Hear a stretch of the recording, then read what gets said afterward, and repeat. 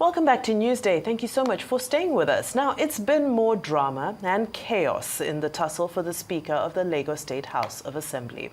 The impeached Speaker, Mudashiru Obasa, returned to the Assembly yesterday, still claiming to be Speaker. At the same time, security aids for his successor, Lagos State's first female Speaker, Mojisola Meranda, were withdrawn. In her absence, Obasa attempted to conduct legislative proceedings, compounding the weeks-long battle for the Speaker seat. From Lagos, Arise Chief Correspondent Tokunbo Oyetunji narrates the day's events. It is the first time that Mr. Obasa is showing up in the Assembly since the leadership crisis in the Lagos State House of Assembly began earlier in January. But his appearance here today brings with it some apprehension. There are claims that security personnel guarding the Assembly complex as well as those of the Speaker, Mojisola Meranda, were withdrawn prior to his arrival, while he is escorted by heavily armed personnel into the premises. But around the vicinity of the Assembly, there is a detachment of more security personnel that restricted movement into the complex as placard-bearing supporters of the lawmaker, mostly from his Agege constituency, turned the arena into a carnival ground. Inside the Assembly complex, there is some drama. Mr. Obasa, with some of his aides, seen making their way up and attempting to conduct a legislative session while the other group gathers at a point outside the chamber. Both groups speak to journalists, with the one loyal to Mrs. Meranda saying Mr. Obasa remains impeached. We are shocked to see what is happening, despite the fact that this is Lagos.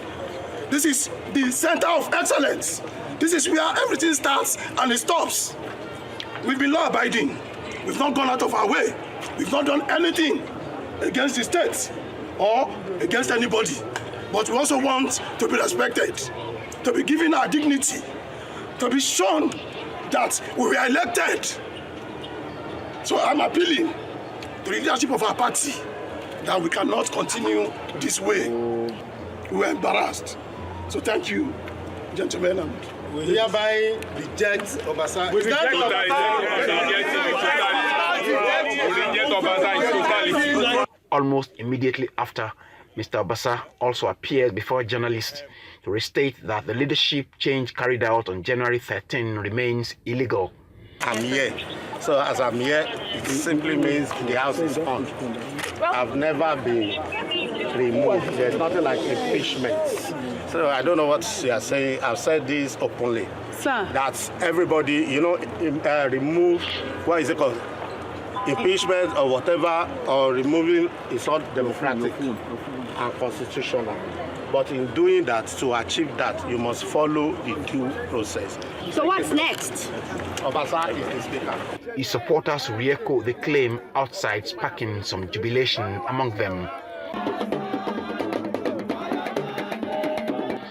Thursday's development brings a neat twist to the leadership crisis rocking the State Assembly. Where the House goes from here remains unclear. Days ahead are certainly going to be interesting and critical in the life of the legislative arm in the state of excellence, Lagos. Tokunbo Oyetunji, Arise News, Lagos. Well, some might call this interesting times in Lagos, as we're now being joined by politician, architect and public policy specialist Gbadebo Rhodes-Vivour for his thoughts on this power tussle in the State House of Assembly, how it's likely impacting governance, and what can be done to get right back on track. Good afternoon. Many thanks for joining us. Good afternoon. Thanks for having me. Great to have you. Now, in your opinion, how has this leadership tussle affected Lagos State's ability to implement critical policies, especially during this crucial economic downturn that we're experiencing? It's extremely disgraceful, and it's very unfortunate and painful to see legislators, elected legislators, experience the same type of disdain that the electorate experienced in 2023 elections, where force is being used as aside the will of the people. The legislators came together and said, this person that we've selected to speak for us, we no longer accept, with a huge majority. Even up until when armed men admin invaded the State Assembly about a week or so ago, they came and still supported their selection, the State Assembly Speaker, Ms. Meranda, and they've stood against this imposition.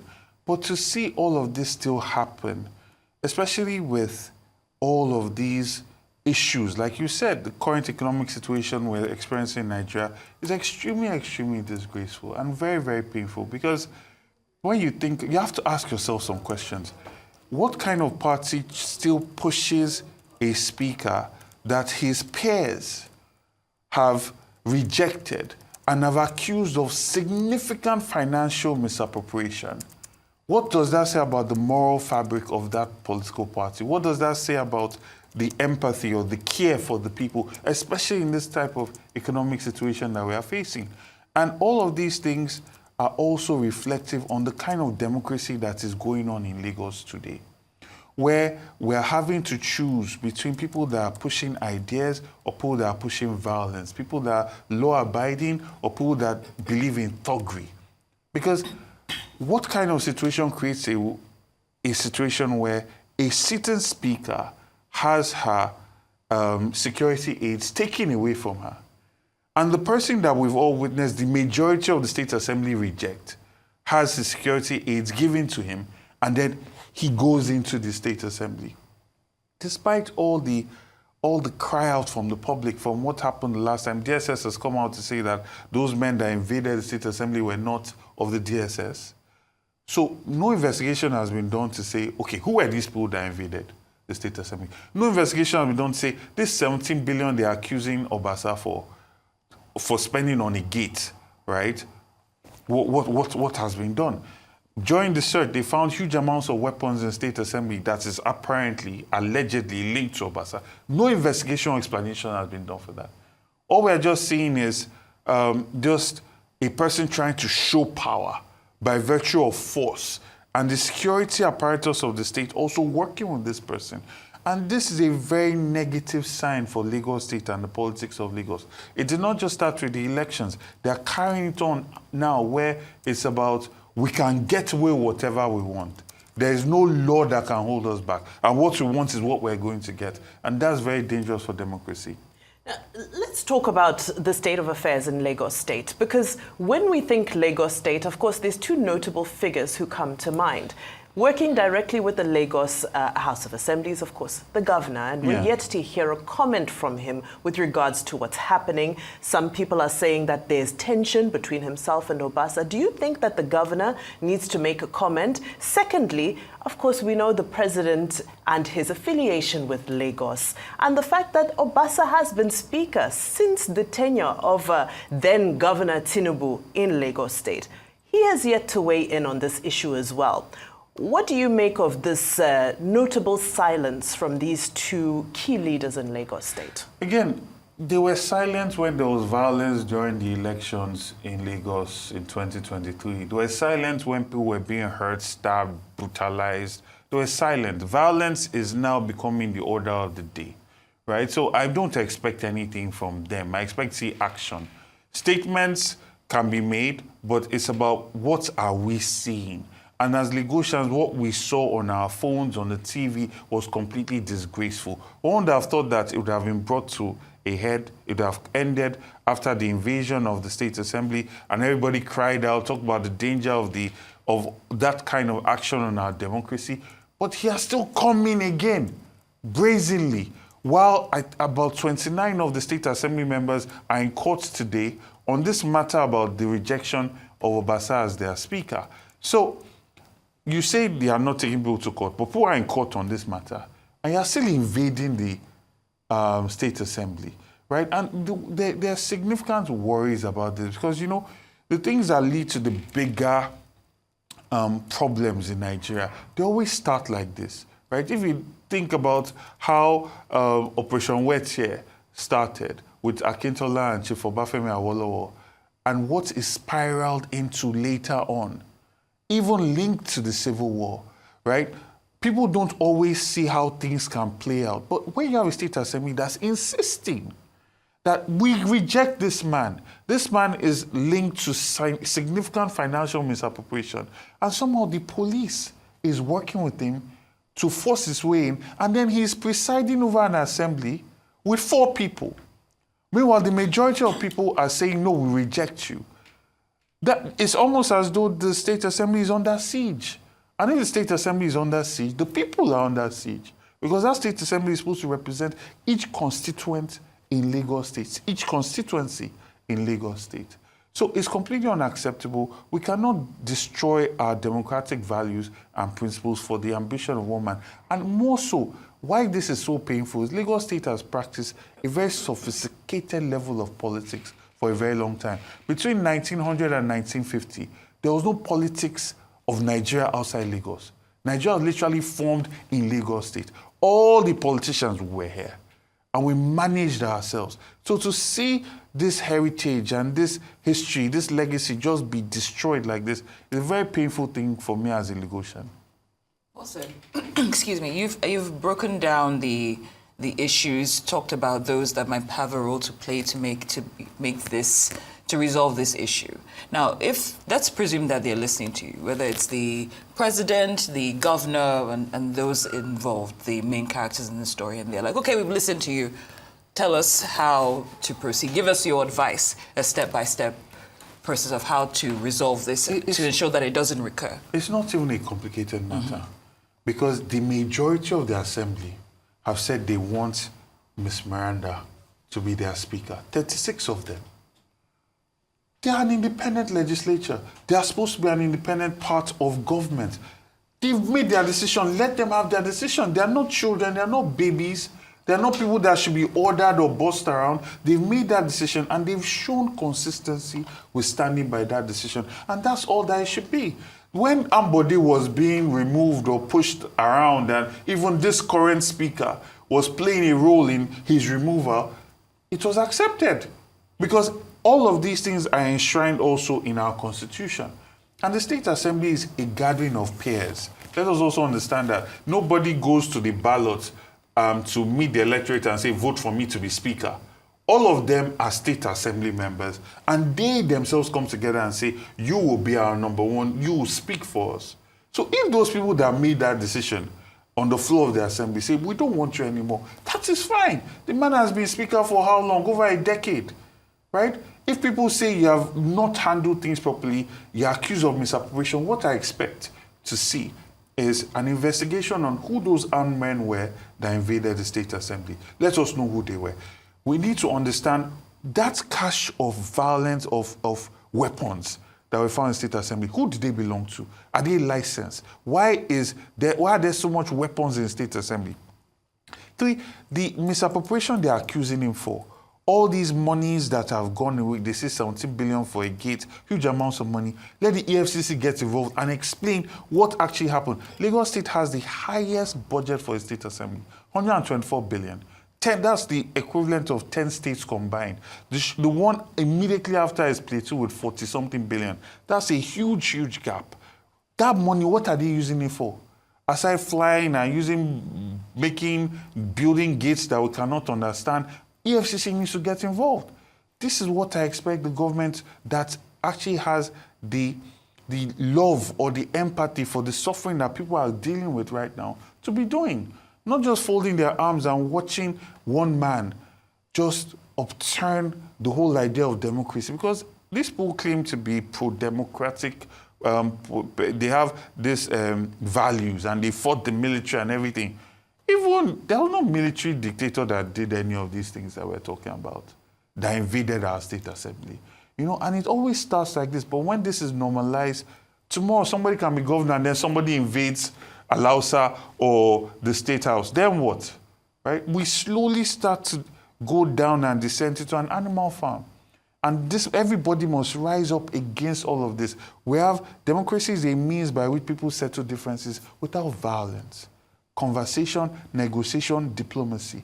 The moment violence starts to become the order of the day, we are really getting back into a Hobbesian type of reality, which is what we are trying to avoid. All right. Well, this wouldn't be the first time that I don't know whether to call him the former Speaker, Obasa, has been embroiled in corruption-related allegations. So this time around, people are saying, analysts are saying, that the real issue at hand is the tussle for who will succeed Governor Sanwo-Olu, as the next governor of Lagos State. I'm assuming that you'll be running for office again in 2027. How does all of this impact your chances? And what does this do to the dynamics for you as you prepare to start running again for 2027? Because some people might say that, well, actually, it's in your favor to support Obasa, because under Obasa, we saw what happened with regards to Lagos State voting heavily for the obedience, in favor of the obedient movement and Peter Obi and so forth. Yes, you didn't win, but there was a lot of support for the labor movement. So bringing somebody new might neutralize that and pull those people back. So what are some of the implications for your governorship race? You know, I hear that, and I understand why some people might think all of that. But you see this enthroning violence in. Imagine I'm sitting as a governor and someone can just invade, and somebody somewhere can just take my security details and give security details to somebody else that can invade the state house. If you don't have people that respect the rule of law and respect democracy, you can be governor all you want, but tomorrow you can be removed. The whole idea of vying for office is that we all have accepted a way of doing things. And whether you win an election or you don't win an election, if that system is not in place, the whole country is not safe for all of us. Because these things start off small and they explode. Right? Your businesses are not safe, your residences are not safe because violence has become the order of the day. People don't believe in the rule of law anymore. And that's why the main focus for me right now should be Lagosians and Nigerians at large insisting that we must have elected officials that believe in the rule of law. If a state assembly makes a decision, they are allowed to make that decision. If you have a problem with that, you go to the court, like a civilized individual. Yeah, but how does this situation impact your ambition? It's of no consequence to my ambition as far as I'm concerned. By God's grace, my party, if they decide that I should be the flag bearer, by God's grace, we're working towards that, and I run, right? Whether we want a situation, because there are even bigger issues. Look at all the violence that happened in 2020 elections. At least 8 people died. People were significantly wounded. People were stabbed, hurt. What consequences has that been to the ruling class, to the ruling party? There's no consequence. So even now, any serious politician will be thinking about the security things that they have put into place to have an election. No, a citizen is not supposed to be doing that. A citizen should not be thinking about how they are going to have their own sort of force to fight. You should go and campaign, talk about your ideas, let people vote freely. But that's not the case in Lagos State. So this is one problem at a high level. There are several other problems, and everything is tied to this idea that I am above the law, I can take what I want and use violence to take it and use violence to keep it. And that is not the interest of any Lagosian or Nigerian. And we must stand up to insist that we want a better quality of governance. Because if I use violence to take power, I'm not going to be accountable to the people. I'm not going to work for the people because it's not the people that put me there. And that in itself does not allow for good governance in the interest of the people. So these are things that need to change. They must change. They must change. Speaking of change, beyond resolving this immediate crisis, what constitutional amendments would you suggest for strengthening legislative independence? Well, to be honest, Lagos State legislative has enjoyed a lot of independence, right? It has. Whether it is the amount of funding that it gets, whether it's the amount of programs that it has, is all of these issues that we have today is because a person wants to go against the way things have been done, right? People have agreed that we don't want you anymore. You can go and work will continue, but that's not the case. right? So I always say with Nigeria, we always talk about constitutions that need to be changed and all that. And yes, our union can be perfected, our union can get better. But if we follow the things that we already have, and we have good people that implement these things with the interests of people at heart, Nigeria will be in a much better place. All right. Governor Sanwo-Olu is the current CEO of Lagos State. If things had gone a different direction, that would have been your role. Yeah. How do you think he needs to intervene in this situation as the CEO? Bajiri Sanwo-Olu is not only the CSO, he's not only the CEO, he's the CSO. He is supposed to be, on paper, the Chief Security Officer of Lagos State. The fact that these things are happening under his watch is also an indictment on him and the system, right? And when you talk about constitutional changes, this is something that we need to talk about as well, where the CSO is given the actual functions and the power to truly be that. I've seen him in a situation where police or other state apparatus were working against his orders and his interests, right? So I cannot put everything on his table. Unfortunately, we are not practicing true federalism. But then there's also the pushback that if we are practicing true federalism, you that are governor, you don't have all these powers, but look at the violence that's happening during elections. So if you had all those powers, what would then happen? And these are the fears where you have a lot of people in political office that are not being held accountable for their actions. And the more people do things and they are not held accountable, the more brutish things become. So it needs that balance, like you just talked about. The governor should be the CSO, but the governor should also be held accountable when, as a chief security officer, his own residents are being affected negatively for whatever interest. Well, thank you for your Thank you so analysis, much for having me. your advice, and for just shedding light on this very unfortunate issue. We do hope that things improve and that your We advice hope doesn't so. fall on deaf We hope ears. so. Thank you We so hope so. much. Thank you so much for having me. Rhodes-Vivour, thank you for joining us here Thank you for on this having day. me. Thank you.